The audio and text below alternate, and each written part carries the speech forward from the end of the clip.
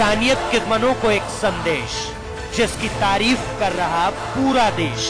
ISIS के खिलाफ फतवा मुकम्मल, भारतीय मुस्लिमों की सराहनीय पहल। दहशतगर्दी के खिलाफ मुकम्मल फतवा। दुनिया का सबसे खतरनाक आतंकी संगठन आईएसआईएस आतंक का वो नाम जो बंदूक के बल पर बेरहमी से कर रहा है, अपने मंसूबों को अंजाम दे रहा है। पिछले कुछ महीनों से इस्लाम और इस्लामिक स्टेट के नाम पर दुनिया में दहशतगर्दी से दर्द दे रहा है, लेकिन इसे आईना दिखाने का काम किया है भारत के मुसलमानों ने। इंसानियत के दुश्मनों को एक संदेश, जिसकी तारीफ कर रहा पूरा देश। आईएसआईएस के खिलाफ फतवा मुकम्मल, भारतीय मुस्लिमों की सराहनीय पहल। दहशतगर्दी के खिलाफ मुकम्मल फतवा। दरअसल 1050 से ज्यादा भारतीय इस्लामी विद्वानों और धर्म गुरुओं ने आईएसआईएस के खिलाफ फतवा जारी किया है। फतवे में इस संगठन की गतिविधियों को गैर इस्लामी और अमानवीय करार दिया गया है। वहीं देश से लेकर संयुक्त राष्ट्र तक इस कदम का हो रहा है स्वागत। आईएसआईएस दहशतगर्दी का वो नामकूल नाम, जिसने दुनिया के कई देशों में इंसानियत को जख्मी कर रखा है अपने जखीरों से।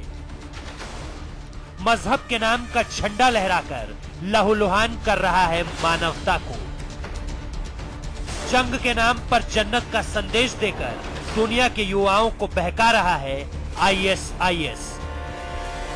लेकिन जो संदेश हिंदुस्तान की पाक धरती से उन नापाकों को भेजा गया है, वो यकीनन काबिले तारीफ है। आईएसआईएस की गतिविधियों को गैर इस्लामिक करार दिया गया है, वो भी उस वक्त जब कश्मीर में दिखाई दिए हैं आईएसआईएस के झंडे। दारुल उलूम फिरंगी महल की तरफ से तकरीबन 1050 उलमा ने और इमामों ने इस बात की वजाहत की है कि आईएसआईएस की जो भी एक्टिविटीज़ हैं वो कम्प्लीटली अन इस्लामिक हैं, एंटी इस्लाम हैं, क्योंकि इस्लाम में, मज़हब इस्लाम में किसी भी किस्म की तशद्दुद, जुल्म और वायलेंस की कोई जगह नहीं है, बल्कि इस्लाम सिर्फ और सिर्फ अमन और शांति का पैगाम देता है। मुल्क के 1000 से भी ज्यादा मजहबी रहनुमाओं ने आईएस के खिलाफ जारी किया है फतवा। संयुक्त राष्ट्र समेत दुनिया के करीब 50 देशों को भेजी गई है फतवे की प्रति। मुस्लिम युवाओं को भी किया गया है आगाह कि ऐसे जल्लादों से कैसे हो सकता है रिश्ता किसी जात का। ये दहशतगर्द और आतंकवादी तंजीम, तो ये सही फतवा है, सही बात कही है, और इसमें फतवे की भी जरूरत नहीं है, बल्कि जो इस आईएस यानी दाइश, उन्हें दाइश कहते हैं उर्दू में, तो दाइश का जो काम है, जो इसके जो पिछले 1-2 साल में जो इसकी चीज़ें सामने आई हैं, जो बातें सामने आई हैं, उससे साफ जाहिर है कि ये कोई मुसलमानों की तंजीम नहीं है। मसला है दहशतगर्दी का। दहशतगर्दी की तारीफ आज तक दुनिया के मुफक्किरीन नहीं कर सके। जो काम जो है तालिबान करे वो दहशतगर्दी है, और जो काम अमेरिका करे उससे बड़ी तबाही मचाए वो दहशतगर्दी नहीं है। बहरहाल खौफ और आतंक का सबसे खतरनाक संगठन, जो इस्लाम और इस्लामिक स्टेट के नाम पर कर रहा है खून खराबा। ऐसे में भारतीय मुसलमानों की इस पहल का स्वागत संयुक्त राष्ट्र भी कर रहा है, क्योंकि दहशतगर्दी के खिलाफ ये मुकम्मल फतवा है मुल्क के मुसलमानों का। साजिद अली के साथ ब्यूरो रिपोर्ट, समाचार प्लस। तो देश के मुसलमानों की तरफ से आईएस के खिलाफ फतवा जारी किया गया है। जाहिर सी बात है, कोई भी मजहब दहशतगर्दी की शिक्षा नहीं देता। ऐसे में इस फतवे को एक स्वागत योग्य कदम माना जा रहा है। सभी खास मेहमान हमारे साथ जुड़ेंगे, लेकिन इस वक्त हमारे साथ हमारे मैनेजिंग एडिटर अमिताभ अग्निहोत्री जी जुड़ चुके हैं। अमिताभ जी, ये सीख है उन लोगों के लिए जो दहशतगर्दी को धर्म से जोड़ते हैं। स्वाभाविक है, देखिए, एक बड़ी पहल जी, और इस बड़ी पहल के 2 पहलू। एक तो हमने दुनिया को बताया कि हिंदुस्तान का मुसलमान कैसे सोचता है और क्या सोचता है। पूरी दुनिया देखे कि हिंदुस्तान के मुसलमान के अंदर इंसानियत का जज्बा कितना है, एक। और दूसरा, बहुत तकलीफ होती है जब इस मुल्क की 2 बाजू, एक हिंदू एक मुसलमान, उसमें एक बाजू पर शक हो। उन तमाम धुंध शक सुबह जो छाई हुई थी, उसको भी इस कदम ने वॉश आउट कर दिया, धो दिया। हिंदुस्तान का आम मुसलमान और हिंदुस्तान का इस्लाम का वो धर्मगुरु जिसने कुरान को वास्तविक अर्थों में समझा। मुझे लगता है ये अवसर सबसे उपयुक्त था। इस समय भी बहुत प्रासंगिक था। कई बार दुनिया में सवाल उठता है, कहा जाता है कि इस्लाम से आतंकवाद का रिश्ता है, उसका भी जवाब हुआ। और जब हिंदुस्तान के भीतर से भी ये आवाज उठती है कुछ कुछ घरों से, ये उसका भी जवाब है। मैं मानता हूं ऐसी पहल हर धर्म के धर्मगुरुओं को करते रहना चाहिए। जब जब उनके धर्म पर सवाल उठे, जब जब इंसानियत पर हमला हो, चाहे हिंदू हो चाहे मुसलमान हो। हम लोगों ने देखा एक ऐसे दृश्य 80 के दशक में पंजाब में हिंसा थी, निपट हिंसा, खालिश हिंसा, मौत का तांडव था पंजाब में। तब जिम्मेदारी थी उस धर्म के धर्मगुरुओं की भी कि वो कुछ कहे और ऐसा ही बोले, लेकिन ऐसी स्थिति बनी नहीं। कुछ लोग बोले, वो खामोश कर दिए गए। संत हरचरण सिंह लोंगोवाल जैसे कुछ लोग थे, लेकिन बाकी इतिहास गवाह है कि परिस्थितियों ने फिर क्या मोड़ लिया। वैसे मैं कहूंगा कि हिंदुत्व के भीतर से भी जब लीक से हटके कुछ बातें हो तो हिंदू धर्माचार्यों को भी चाहिए कि वह धर्म क्या कहता है इस पर एक अधिकृत राय दे। जैसे आज इस्लाम को जानने वाले स्कॉलर्स ने एक राय दी, इमामों ने, उलेमाओं ने, इस्लाम की बड़ी संस्थाएं जिनका मान है, जिन पर लोगों को भरोसा है, उन लोगों ने एक साझा प्रयास किया। इस प्रयास ने भारत का मान बढ़ाया है। मैं तो ये कहूंगा इस्लाम का मान बढ़ना घटना संभव नहीं, हिंदुत्व का मान घटना बढ़ना संभव नहीं किसी के कहने सुनने से, लेकिन देश का मान जरूर बढ़ा। धर्म तो खुद में एक सूर्य होता है, उसकी एक आभा होती है, एक रोशनी होती है। मुझे अच्छा लगा, इसलिए आज मैं विषय लेके आया चर्चा के लिए कि हमारा भी फर्ज है कि कोई अच्छा कदम उठे तो उसके समर्थन में हम लोग भी अपनी आवाज मिलाएं। बिल्कुल। और भी खास मेहमान हमारे साथ जुड़ चुके हैं। सुन्नी धर्मगुरु मौलाना खालिद रशीद फिरंगी मैली हमारे साथ जुड़ चुके हैं। इसके अलावा शिया धर्मगुरु मौलाना यासूब अब्बास भी हमारे साथ हैं। भाजपा के प्रदेश प्रवक्ता मनीष शुक्ला हमारे साथ जुड़ चुके हैं। समाजवादी पार्टी के नेता आसिम बकार हमारे साथ हैं। इसके अलावा हमारे नोएडा स्टूडियो से धर्माचार्य पंडित अजय गौतम हमारे साथ जुड़ चुके हैं। फिरंगी मैली जी, आप ही के पास आना चाहूंगी। ये फतवा ऐसे वक्त में आया जब कुछ लोग ISIS के झंडे लहरा रहे थे कश्मीर में, और खबर यह भी आई थी कि कई हिंदुस्तानी मुस्लिम नौजवानों पर इनकी नजर भी और कुछ तो भर्ती भी हुए हैं। ये कदम उन लोगों पर भी एक तमाचा है जो दहशतगर्दी की शिक्षा दे रहे हैं धर्म के नाम पर। यकीनी तौर पे पहले तो मैं आपके चैनल समाचार प्लस को इस बात की मुबारकबाद देता हूं कि आपने इतने बड़े पैमाने पर इस फतवे की कवरेज की, जिससे कि एक नेशनल और इंटरनेशनल लेवल पर एक बहुत ही पॉजिटिव पैगाम गया कि हिंदुस्तानी मुसलमान किसी भी कीमत पर किसी भी किस्म की दहशतगर्दी को बर्दाश्त करने के लिए तैयार नहीं। हम लोगों ने दारुल उलूम फिरंगी महल से और तकरीबन 1050 उलमा ने पूरे मुल्क से ये बात और ये अपील और ये फतवा जारी करके बहुत क्लियर कट मैसेज दिया है कि ISI की जो वहशियाना और खौफनाक हरकतें हैं उसका इस्लाम में क्या किसी भी मजहब में बिल्कुल भी कोई भी जगह नहीं है, और कोई भी मुसलमान इस मूवमेंट को ज्वाइन ना करे, क्योंकि कहीं ना कहीं कुछ लोगों के जहनों में ये बातें बैठाने की कोशिश की जा रही हैं कि अगर आप IS को ज्वाइन करते हैं और उसके एक्टिविटीज़ में हिस्सा लेते हैं तो गोया अल्लाह आपको जन्नत में जगह देगा। हम लोगों ने इस फतवे के ज़रिए से मुस्लिम नौजवानों और ख़ासकर हिंदुस्तानी मुस्लिम नौजवानों को ये हिदायत दी है कि अल्लाह जन्नत में जगह उसी को देता है जो अल्लाह की इबादत के साथ साथ इंसानियत के लिए नेक काम करें, और जो लोग इस किस्म के काम करते हैं जाहिर सी बात है उनकी अल्लाह के दरबार में कोई भी जगह नहीं है। तो हम ये समझते हैं कि IS को लेकर के और आम मुसलमानों को लेकर के जो एक गलतफहमियाँ पैदा हो रही थी, जैसे अभी अमिताभ साहब ने कहा, तो वो भी इंशाअल्लाह दूर होंगी और हो रही हैं। मौलाना यासूब साहब, ऐसा लगता है कि इस संगठन के सिरफिरे लोगों को अल्लाह ताला ने जन्नत एक्सप्रेस की टिकट काट बेचने की जिम्मेदारी दे दी क्या?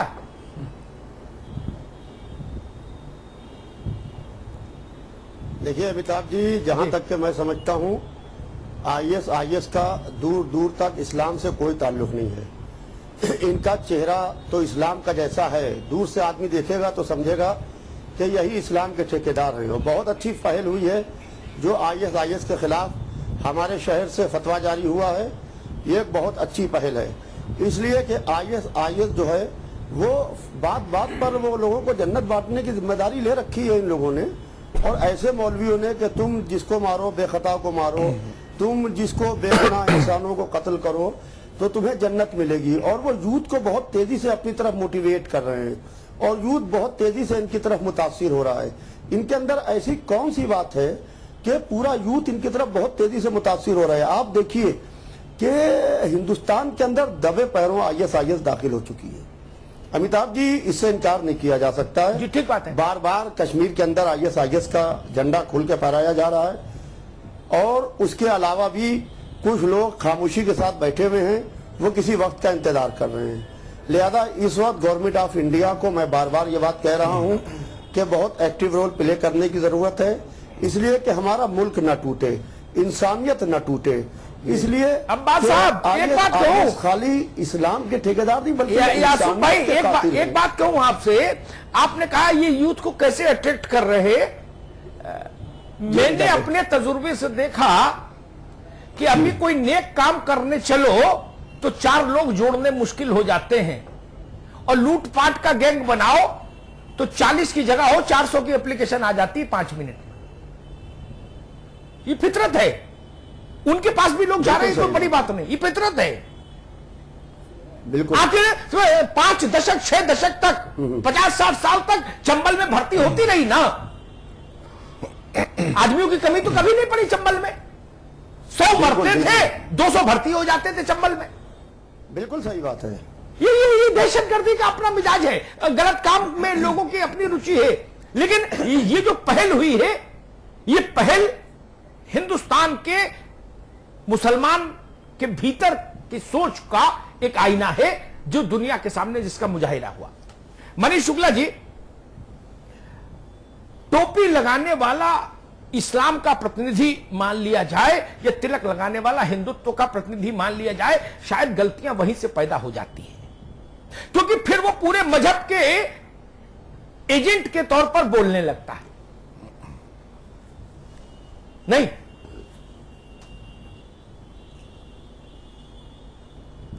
मनीष जी। चिंताब जी जी चिंताब जी जी, देखिए, जो पहल लखनऊ से आतंकवादी संगठन आईएस के खिलाफ उठी है, निश्चित रूप से स्वागत योग्य कदम है।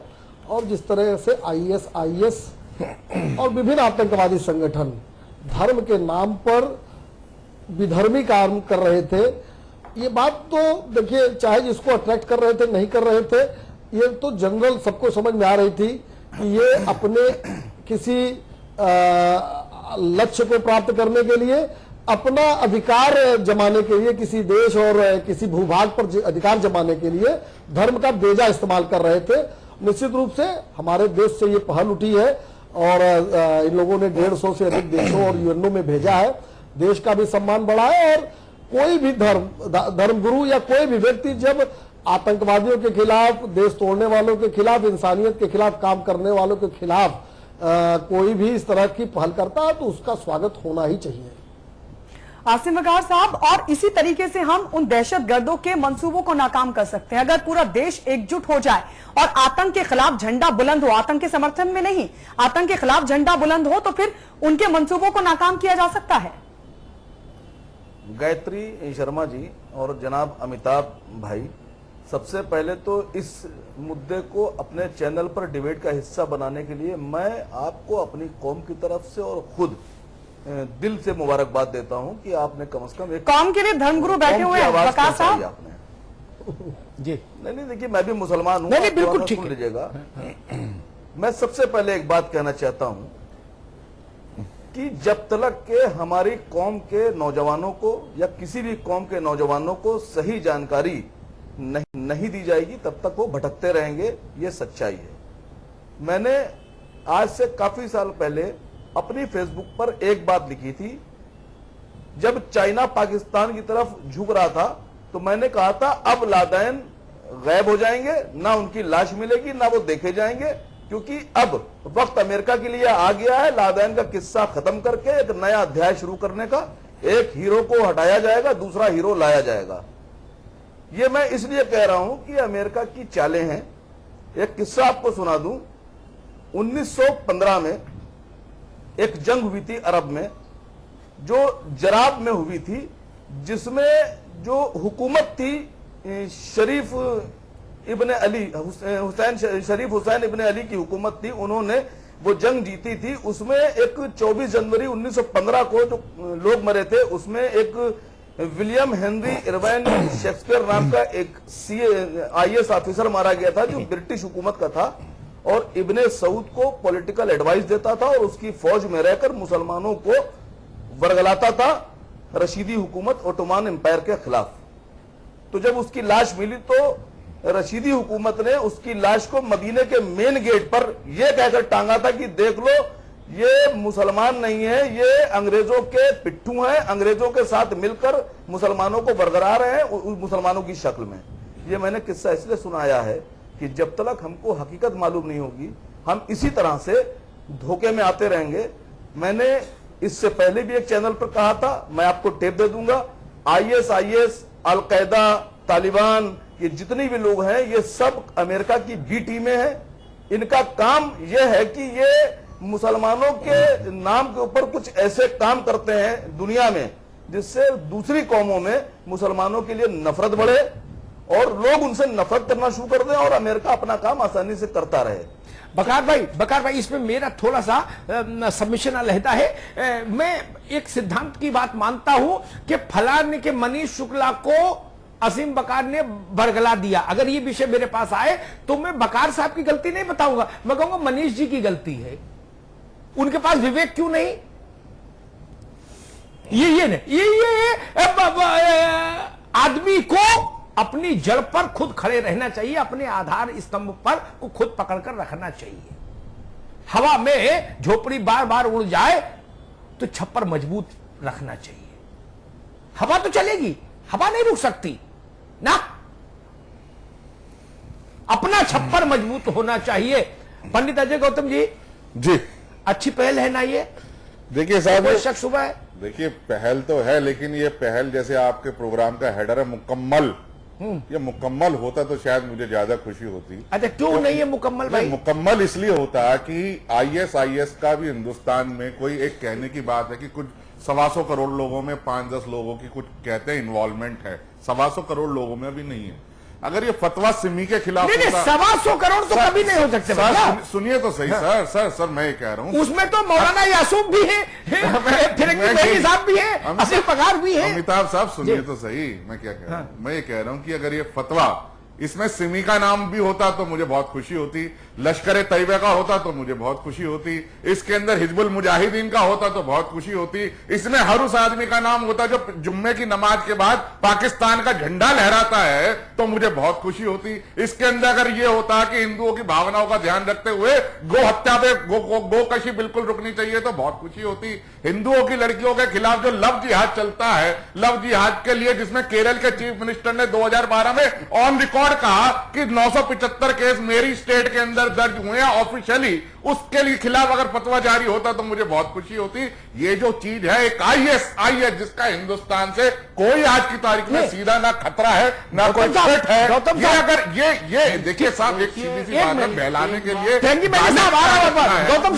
गौतम साहब एक बात कहूं, फिरंगी मैली साहब आ रहा हूं पर एक बात कहूं, हिंदुस्तान है हमारा मुल्क है, हम इसके वो है निवासी हैं, हमारी मादरे वतन है ये। लेकिन अगर हम दुनिया को भी देख रहे हैं तो कोई गुनाह नहीं है। दुनिया में IS जो है वो तबाही कर रही है, उस तबाही के खिलाफ तो आवाज हर घर से उठनी चाहिए। जरूरी मेरे घर में आग लगे तभी हम बाल्टी रखेंगे? अमिताभ जी, जो लोग आज घर में आग लगा रहे हैं, आप उनकी बात ना करके आप कहते हैं कि एक फौज खड़ी है, फौज खड़ी है इजराइल के पार, इजराइल के पार एक फौज खड़ी है, उससे हमें खतरा है। लेकिन जो डेली, जो भारतवर्ष डेली, ये हिंदुस्तान जो है, जो डेली जिन चीजों को भुगत रहा है, जिस चीज की वजह से कहीं ना कहीं देश के किसी ना किसी हिस्से में कोई तनाव है। अभी कल की, मैं परसों की बात बताता हूं, हनुमान या दिल्ली की बात है, गांव देहात की होती तो आप सुन भी लेते।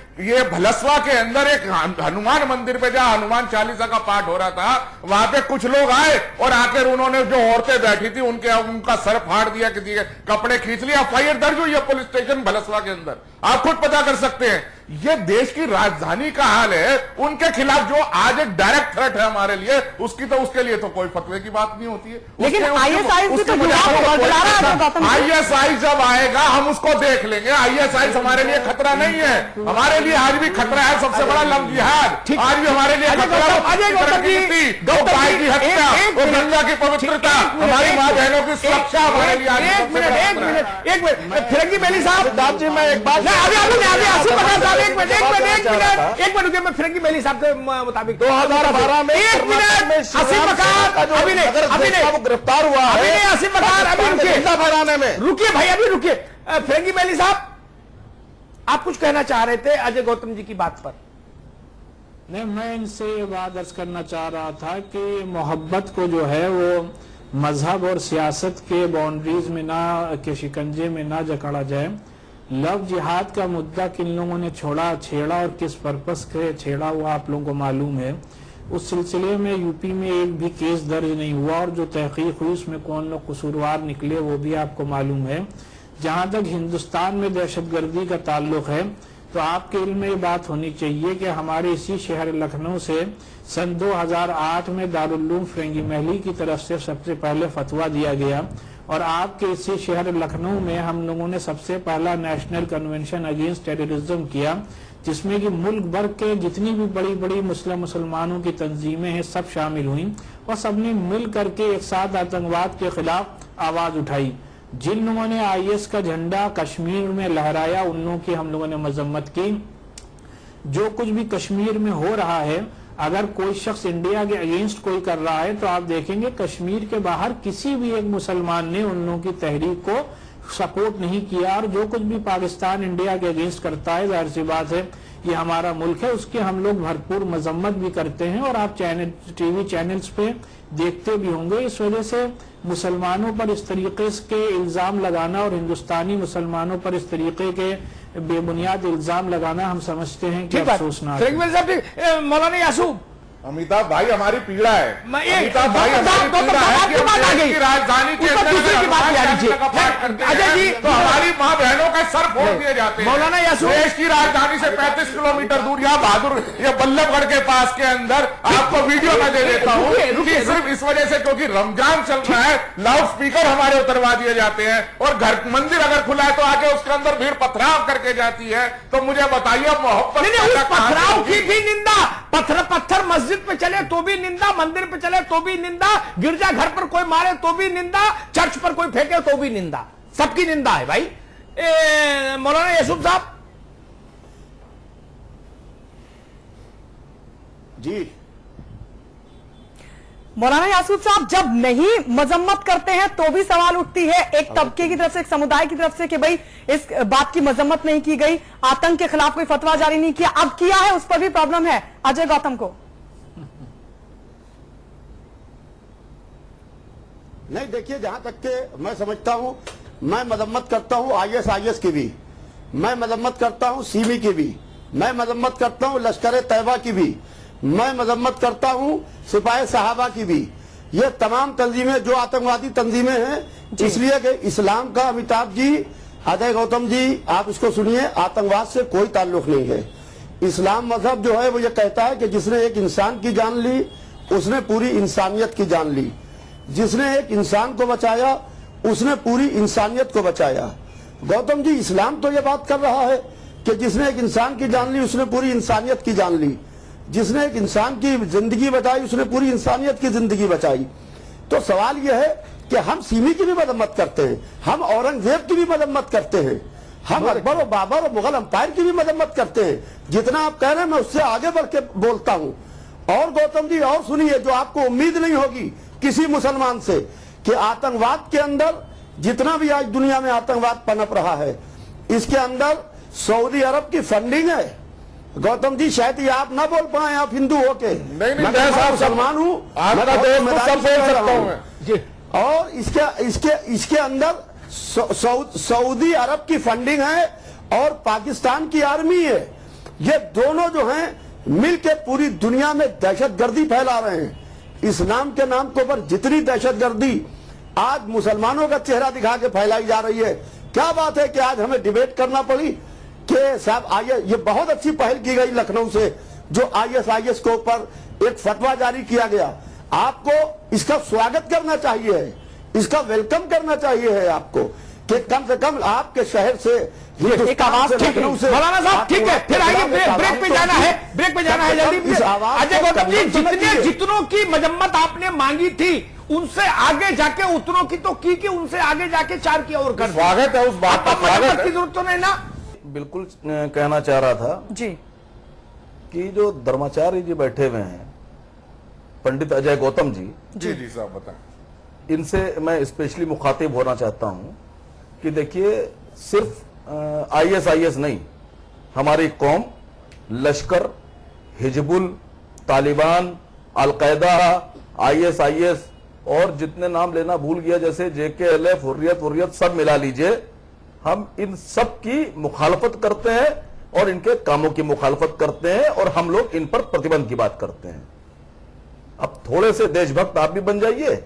नहीं बस साहब, थोड़े नहीं, हम तो पहले ही देशभक्त हैं, थोड़े की हमें थोड़े की आसीमानंद, कर्नल पुरोहित और साध्वी प्रज्ञा पे जरा आप भी बोल दीजिए कि आप भी उनकी मजम्मत करते हैं। अभी 2 मिनट में आपकी देशभक्ति यहां निकल के सामने आ जाएगी। साध्वी प्रज्ञा, दूसरी बात अभी हमारे देश की किसी अदालत ने आज तक उसको दोषी नहीं ठहराया। याकूब मेमन को दोषी ठहराया था, जिसके जनाजे में 50,000 लोग शामिल हुए, जो इसी देश के रहने वाले थे। 227 लोगों को बम कांड से उड़ाने वाले याकूब मेमन, हेमंत करकरे ने ऐसे ही बंद कर दिया, जिसको सुप्रीम कोर्ट ने, अशोक कामते ने, हेमंत करकरे ने की सजा जबरदस्ती अरब से नहीं आए थे, पाकिस्तान सारी देशभक्ति आपकी समझ में आ गई। मैं आपका असली चेहरा दिखाना चाह रहा था, मैंने दिखा दिया आपका असली चेहरा। कोर्ट कह देगी जिस दिन हम देशभक्त रहेंगे, हम देशभक्त रहेंगे। हमें आप जैसे किसी भी आदमी से कोई सर्टिफिकेट नहीं चाहिए, हम देना भी नहीं चाहते। जिसकी देशभक्ति पर हमें खुद देना भी नहीं चाहते, नहीं है, जिसकी देशभक्ति में हमें यकीन नहीं है, हम उससे सर्टिफिकेट लेंगे। नहीं, हमारी देशभक्ति सब जानते हैं वकार साहब, हमें बार-बार की बात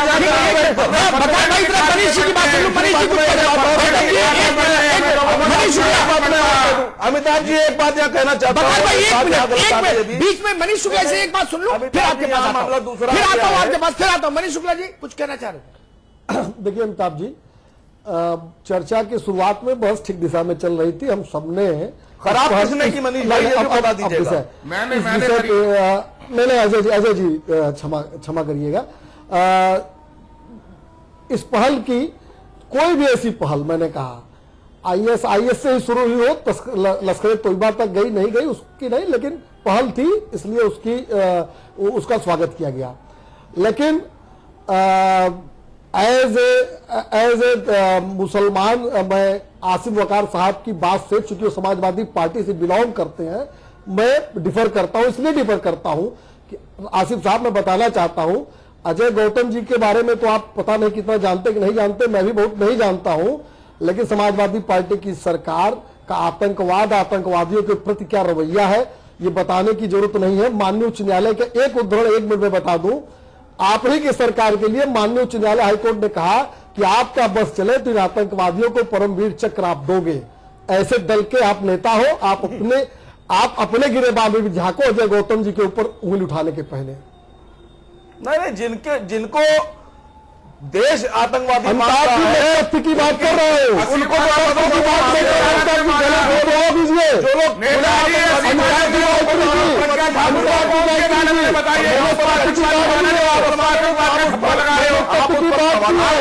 कौन सी अदालत ने उसको बताया, कम से कम नेशनल न्यूज चैनल पे बैठे हो, उस पर तो सच बोलिए। एक अदालत का फैसला बताइए जिसने असीम आनंद को, प्रज्ञा ठाकुर और कर्नल पुरोहित को दोषी करार दिया हो, तब बताइए कि कोर्ट ने दिया है। अब हेमंत करकरे अगर विजय सालस्कर और अशोक कामटे जी जीवित होते तो मैं पूछता फिर आपसे, तो ऊपर मुलाकात होना, अमिताभ जी, अशोक कामटे जी, अमिताभ सालस्कर जी अगर जिंदा हो इसमें तुष्टीकरण के कारण उनकी बलि चढ़ाई है प्रज्ञा ठाकुर की, एक महिला जो कैंसर से जूझ रही है, जिसका सिर्फ पूरे आप थे सुप्रीम कोर्ट में प्रोसीडिंग में, मैं था उसके साथ। कोर्ट ने ये कहा कि इसका ऑफेंस क्या है, उसने कहा कि 5 साल पहले किसी को स्कूटर बेचा था, वो स्कूटर वहां रखा गया। प्रोसीडिंग, अमिताभ जी, प्रोसीडिंग हेमंत करकरे कामटे नहीं चलाते, व्यक्ति नहीं चलाता, पद चलाता है। उनके न रहने के बावजूद सभी वो पद भरे हैं और उसकी प्रोसीडिंग चल रही है। इसलिए उनके जीवित नहीं रहने से ऐसा नहीं कि वो प्रोसीडिंग बंद हो गई होगी, साक्ष्य समाप्त हो गए होंगे, मैं उस पर नहीं जा रहा हूं। लेकिन माननीय उच्च न्यायालय के उस उद्धरण को आप बताइए कि आपके सरकार के ऊपर इतने गंभीर आरोप माननीय उच्च न्यायालय ने लगाए थे कि आप आतंकवादियों के पक्ष में आप वो बात करके एक मिनट, मैं इसमें बीच में जरा फिरंगी महली साहब और यासूब साहब को भी बीच में ले आऊं। फिरंगी महली साहब, मसला आप देख ही रहे हो किधर चला गया, हमारे आपके रोके तो रोक नहीं सकता। एक सवाल मेरे जहन में आता है, जब मैं बिल्कुल बीचों बीच खड़ा होकर सोचता हूं, हिंदुस्तान के बीच में खड़ा होकर सोचता हूं, इधर मुझे मुसलमान भी दिखता है, इधर हिंदू भी दिखता है। मैं सोचता हूं कि शायद कड़वाहट इसलिए भी ज्यादा बढ़ती है कि कई दफे सरकारें केवल कानून पर फैसला नहीं करती, वो चेहरे, जात और मजहब देख के फैसले करने लगती हैं। मैं सरकारें बोल रहा हूं, एक सरकार नहीं, सरकारें, हुकूमतें जितनी रही, और हर एक फैसला 10, 20, 50 साल के लिए बदमजगी पैदा कर जाता है। यह भी दिक्कत है क्या फिरंगी महली साहब? यकीनी तौर पर अगर इंसाफ के सारे तकाजे पूरे किए जाएं और मुल्क का जो आइन और कॉन्स्टिट्यूशन है उसके हिसाब से फैसले हुए तो हम समझते हैं कि कौमों के दरमियान ये नफरतें और गलतफहमियां ना पैदा हों। आप जरा खुद गौर करें कि इस मुल्क में 10,000 से ज़ायद कम्युनल राइट्स और फ़िरक़े वाराना फसादात हुए हैं, और उन फसादात में कितने लोगों के घर जले, कितने लोगों के कारोबार तबाह और बर्बाद हुए। जाहिर सी बात है किसी बड़े नेता के नहीं हुए, आम इंसानों के हुए, और कितने लोगों को उसके लिए सज़ा मिली वो हम और आप भी जानते हैं। असल में गलतफहमियाँ और शक व शुबहात उस वक़्त भी पैदा होते हैं जब बम्बई जैसे वाक़यात हमारे सामने आते हैं कि जो बम्बई बम ब्लास्ट था उसमें 100 से ज़्यादा लोगों को सज़ा मिल जाती है, लेकिन जो कम्युनल राइट्स उससे पहले होते हैं उसमें किसी को सजा नहीं मिलती है। इससे कहीं ना कहीं भी लोगों के दिलों में जब हुकूमतों की ईमानदारी, मौलाना यासूब साहब, मैं सवाल को और क्रिस्प कर दूं, जब हुकूमतों की ईमानदारी पर शक रहेगा तब तक मुल्क में, जब तक हुकूमतों की ईमानदारी शक के घेरे में रहेगी तब तक इस मुल्क में सांप्रदायिक तनाव रहेगा, चाहे अल्लाह मियां धरती पर उतरे और चाहे भगवान जी उतरे। ऐसा मेरे जैसे छोटी बुद्धि के आदमी का मानना है। सबसे पहले हुकूमतों को ईमानदार होना होगा। यासूब साहब, अमिताभ जी, बहुत अच्छी बात आपने कही है और बहुत अच्छा सवाल उठाया है आपने। असल में हुकूमतें जो हैं वो अपनी कुर्सी देखती हैं, उनको इससे बहस नहीं कि मुल्क टूट रहा है, कि मुल्क बच रहा है। हुकूमतें, जैसे आपने कहा, मैंने किसी एक हुकूमत को नहीं कहा, हुकूमतें, सारी हुकूमतें, उनको अपने वोट चाहिए हैं, उनको टोटल पॉलिटिक्स करना है अपने वोट बैंक के लिए। हिंदू मुसलमान से लड़ता है तो ठीक है, मुसलमान हिंदू को मारता है तो ठीक है, आपस में कुछ तो खून होता है तो ठीक है, किसी की औरत की गोद उजगती है माँ की तो ठीक है, किसी भी औरत का सुहाग लुटता है तो ठीक है, मगर सवाल यह है कि हमारी हुकूमत बचना चाहिए, हमारी कुर्सी हमें मिलना चाहिए। हम बार बार ये बात कह रहे हैं अमिताभ जी, इस चीज को अक्सर मैंने चैनल्स पे कहा है, पर्सनल मैंने नशिस्तों में ये बात कही है। सवाल ये है कि किसी को मुल्क की भी फिक्र होना चाहिए है, इसलिए कि तुम जिस मुल्क में बैठे हो इसकी भी फिक्र होना चाहिए। यासूब साहब, एक बात मैं मुल्क की फिक्र कैसे क्यों नहीं है, उसमें मेरी समझ में एक बात आती है। 3 उदाहरण फिरंगी महली साहब आप भी गौर करेंगे तो अच्छा लगेगा। जी जी। 3 उदाहरण देता हूं, दुनिया में किसी मुल्क में ऐसे उदाहरण मिल जाए तो मैं पत्रकारिता छोड़ दूंगा, जो भारत के कद के बराबर के मुल्क है। मैं बच्चों की बात नहीं कर रहा, बोनसाई की नहीं, भारत जैसी हैसियत के मुल्क। 1984 में हजारों हजार लोग मार दिए गए दिन के उजाले में, रात के अंधेरे में नहीं, कि बिजली नहीं थी, पहचान नहीं पाए। हमने भी देखा, आपने भी देखा, कौन मरा, किसने मारा, किसी को सजा हुई क्या? जवाब है नहीं। दूसरा उदाहरण लो, दिन के उजाले में 6 नवंबर 1992 को 11:15 बजे एक घटना की शुरुआत हुई, अयोध्या में विवादित ढांचे का ध्वंस, और शाम 3:45 बजे तक समतल हो गया। किसी को सजा हुई? जवाब है नहीं। तीसरी घटना, रात में 2 सवा 2 बजे के आस दरमियानी टाइम में भोपाल में एक विदेशी की मालिक की कंपनी, यूनियन कार्बाइड नाम की कंपनी, उससे मौत रिस्क आई, 30,000 लोग सो गए। आज तक वहां विकलांग बच्चे पैदा हो रहे, किसी को सजा हुई? नहीं। क्या खाक भरोसा करे आदमी? बताओ। फिरंगी मेली साहब, यासूब साहब, चाहे शंकराचार्य बोले चाहे आप बोलो, कोई कैसे भरोसा करे जब वो देख रहा? मैंने मरते देखा 6,000 लोग, सरकारी आंकड़ा 84 में। नो वन किल्ड जसिका वाला हो गया मामला, एक को भी सजा नहीं। क्यों भैया?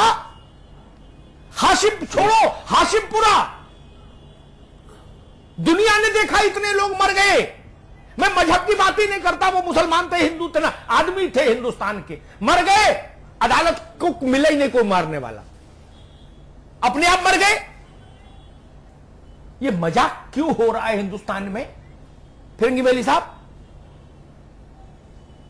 सब सियासत का खेल है। दिनों जो आपने वारदातें और चौथी भी वारदात का जिसका आपने तस्करा किया, वो हम समझते हैं कि आज़ाद हिंदुस्तान की तारीख में सबसे वहशतनाक वाक़यात हैं।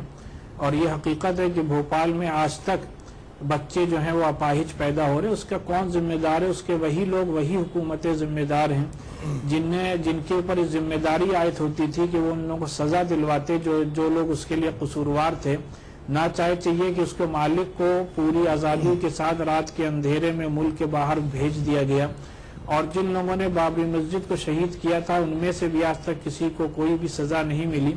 ये सब ऐसे वाक़यात हैं जिसको कि सुनकर और जानकर आज भी कहीं ना कहीं लोगों के जहनों में एक शक व शुबहात मुल्क के पूरे ढांचे और सिस्टम को लेकर के पैदा होती है, जो हम समझते हैं कि एक डेमोक्रेटिक सेटअप के लिए फ़ायदेमंद नहीं है।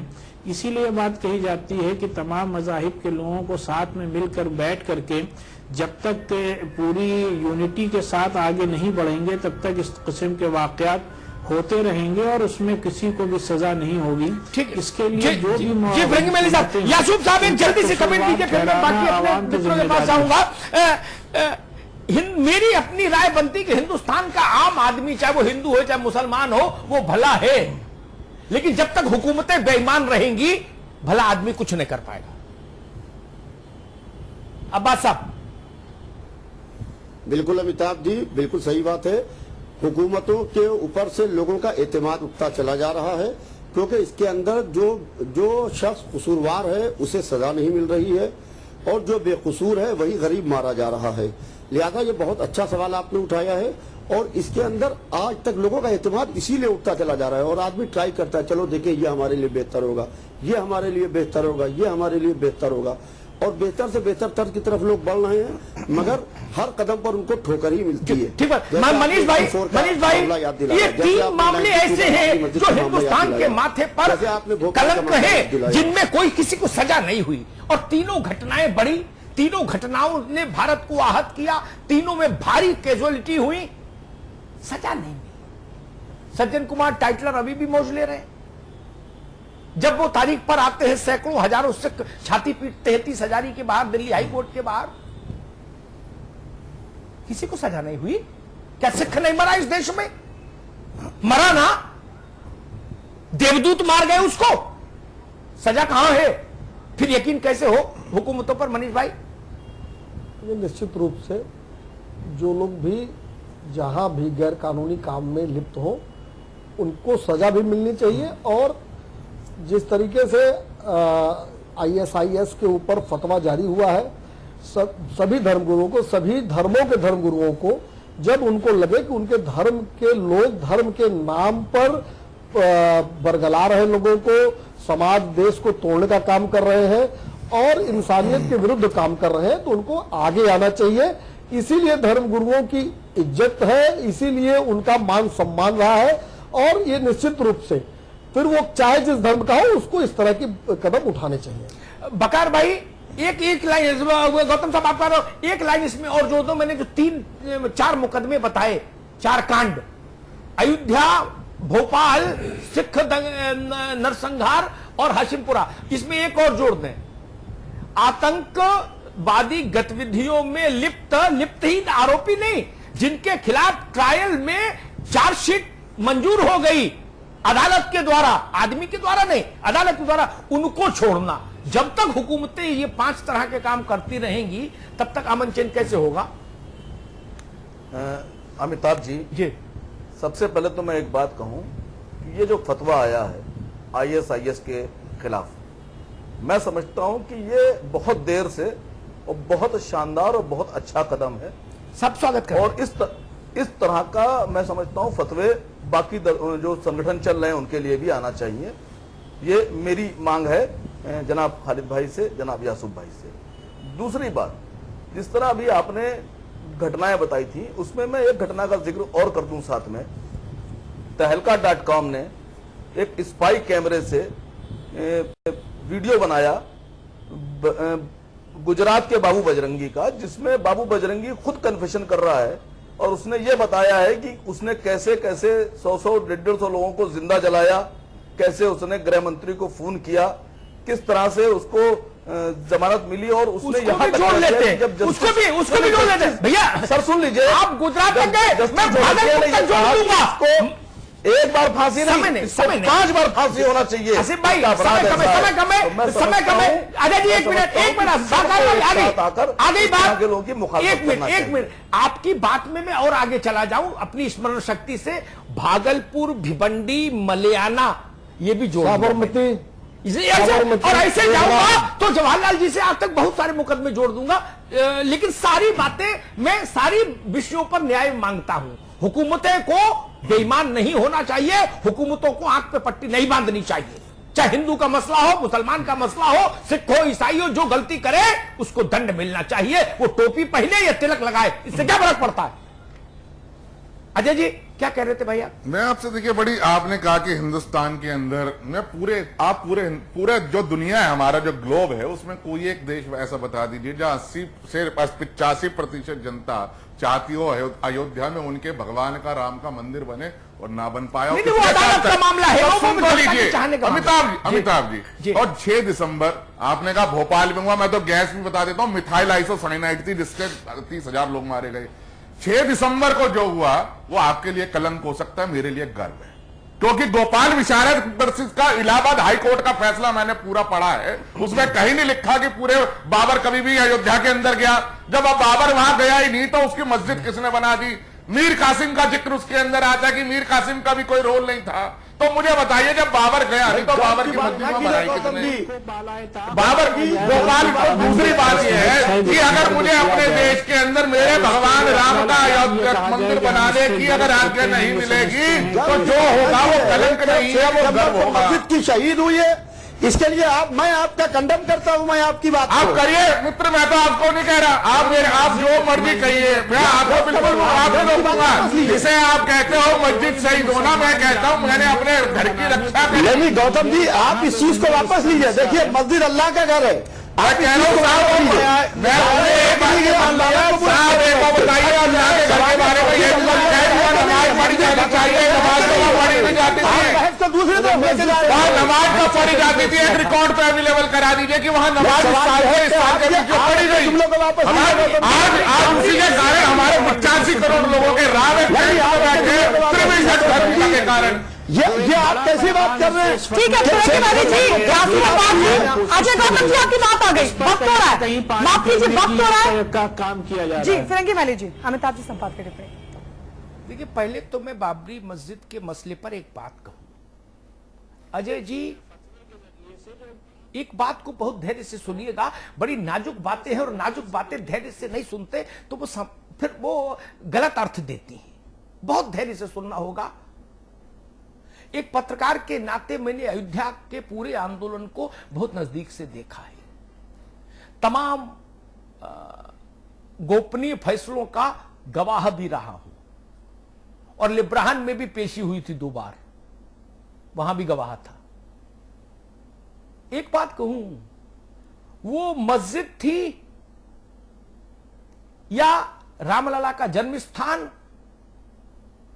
वो मसला हिंदुस्तान की सबसे बड़ी अदालत में है। हाई कोर्ट उस पर एक निर्णय दे चुका, उस निर्णय के विरुद्ध अपील हो गई। मैं चाहूंगा ये मुल्क, हिंदू और मुसलमान दोनों, सबसे बड़ी अदालत के निर्णय का इंतजार करें। एक प्रश्न। दूसरी बात मैं कहूंगा, जब तक वो विवादित ढांचा वहां था, वो एक ऐसा ही रहे, उस पर कोई छेड़छाड़ ना हो, इसके लिए हिंदुस्तान की सबसे बड़ी अदालत का आदेश था। उस ढांचे को मुसलमान गिराते तो भी मैं निंदा करता, हिंदू गिराएंगे तो भी निंदा करूंगा। इसलिए नहीं कि धर्म का मामला है मेरे लिए कानून का उल्लंघन है। मैं राम का भी सम्मान का भी सेवक हूं। मुझे इस्लाम में भी बहुत सारी चीजें अच्छी लगती हैं। मैं जन्माष्टमी में, रामनवमी पर व्रत भी रखता हूं। अपने घर में भगवान राम का जन्मोत्सव भी मनाता हूं और कुरान भी पढ़ने की कोशिश करता हूं। तो बहुत सारी चीजें मुझे अच्छी लगती हैं। अभी समय नहीं तो कुछ चीजों का मैं जिक्र करता कि मुझे अच्छी लगी कुरान में।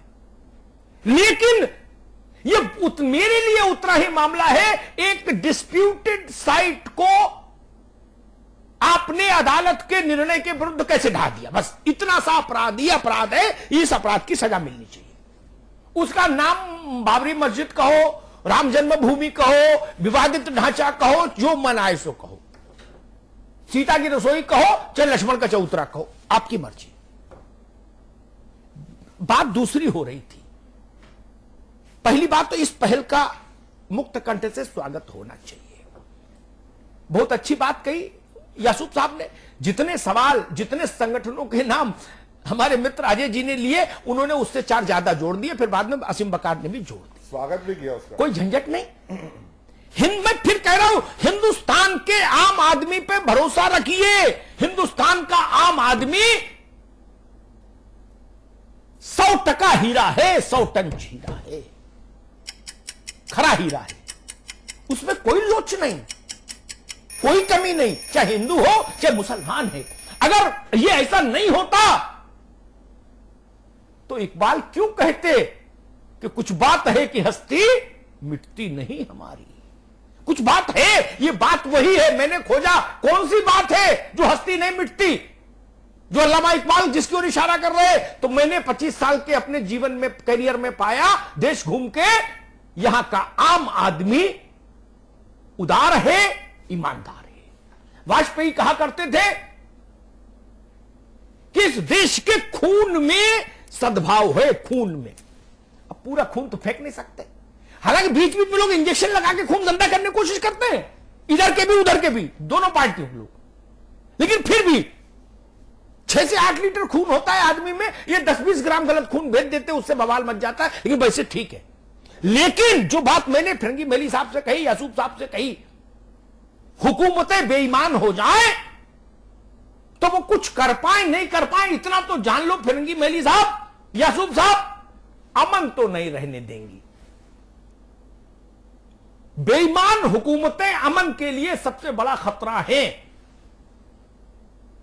हाशिमपुरा का न्याय होना चाहिए था, अयोध्या का न्याय होना चाहिए था, भोपाल का न्याय होना चाहिए था, सिख नरसंहार का न्याय होना चाहिए था, भिवंडी का न्याय होना चाहिए था, मलियाना का न्याय होना चाहिए था, मुंबई का न्याय होना चाहिए था। अब उसमें याकूब नाम का आदमी फंसे, उसको भी फांसी चढ़ाओ, और रामलाल के नाम का आदमी फंसे, उसको भी फांसी चढ़ाओ। उसका नाम रामलाल है इसलिए छूट नहीं, और उसका नाम याकूब है इसलिए छूट नहीं। रामलाल को बचाने को जो छाती पीटे उसको भी जेल में डालो, और याकूब के बचाने के लिए जो छाती पीटे उसको भी जेल में डालो। अदालत के रास्ते पर चलो, क्या दिक्कत क्या है? अदालत के रास्ते में चलिए ना, क्यों अपनी किताब बीच में घुसा रहे हैं सब लोग? लेकिन हुकूमतों ने इस मुल्क पर ग्रहण लगा दिया। मैं सिर्फ यह निवेदन कर रहा हूं, सियासतदान थोड़ी मेहरबानी करें इस मुल्क पर।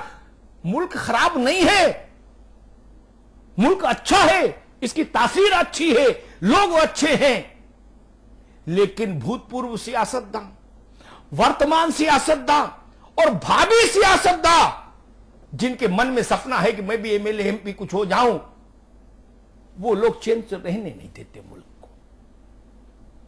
सारी लड़ाई वही है। कोई आम आदमी कभी आपने लड़ते देखा छुरा और तमंचा और त्रिशूल और कृपाण लेके? मैं तो नहीं देखा। 84 में भी जो दंगा हुआ था, मैंने अपनी आंखों से कुछ जगह तो देखा, आम आदमी नहीं था, एक पार्टी विशेष के कार्यकर्ता थे। आम आदमी तो बचा ही रहा था सिख भाइयों को, और बहुतों को बचाया भी। इस मुल्क का आम आदमी कैसा है, इसके लिए सिर्फ एक बात कहूंगा, अयोध्या में रामलला की मूर्ति का जो कपड़ा है ना, पोशाक, वो एक मुसलमान परिवार पीढ़ियों से बना के भेज रहा है। ये हिंदुस्तान का आईन है, का चेहरा है, हिंदुस्तान का चेहरा। लेकिन ये चेहरा इधर के नेताओं को सूट नहीं करता, उधर के नेताओं को भी सूट नहीं करता। लड़ाई सिर्फ इसलिए है। इसलिए जब हम इतना बड़े पेशकश दुनिया के सामने करते हैं, तब भी हमारे घर के भीतर से छोटे छोटे मसले उठ जाते हैं, उससे उस पहल का मान घटता है, दुनिया को हम पर हंसने की गुंजाइश मिल जाती है। उसको लगता है बड़ी बड़ी बातें कर रहे थे हिंदुस्तान वाले, अपने घर में तो देखो कैसे जूता चल रहा है। नहीं, कुछ मौकों पर तो एक राय हो जाइए, एक सुर में बोल दीजिए। मैं मानता हूं फिरंगी मेली साहब, यासूब साहब, बकार भाई, मनीष जी, गौतम जी, हो सकता है कभी आपको दिल पे पत्थर रखना पड़े, लेकिन फिर भी सच के साथ खड़े होइए। दूसरा फंसेगा तो आप तबीयत से ही खड़े हो जाओगे सच के साथ, लेकिन कभी अपना भी फंस जाए तो दिल पे पत्थर रख लीजिए, लेकिन खड़े सच के साथ होइए, कानून के साथ खड़े होइए, सच के साथ खड़े होइए। ना इस्लाम खतरे में है, ना हिंदुइज्म खतरे में है। ऐसी हरकतों से हिंदुस्तान खतरे में आ जाता है, जिससे हमको बचना है। बहुत बहुत धन्यवाद। बहुत बहुत शुक्रिया आप सभी का हमारे साथ जुड़ने के लिए। फिरंगी मेली जी आपका, यासूब अब्बास जी आपका बहुत बहुत शुक्रिया, मनीष जी आपका, वासिम वकार साहब आपका, अजय गौतम जी आपका, अमिताभ जी आपका बहुत बहुत शुक्रिया इस चर्चा में बने रहने के लिए। बिग बुलेटिन में इतना ही। आप देखते रहिए समाचार प्लस।